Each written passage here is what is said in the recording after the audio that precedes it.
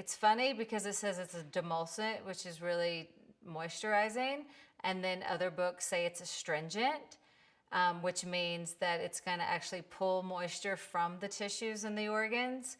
It's an antitussive, which means it stops cough. It's an anodyne, which means it can help reduce some of the pain from all the coughing that you might have during a respiratory infection. And it's also a vulnerary, so it can stop bleeding when applied topically.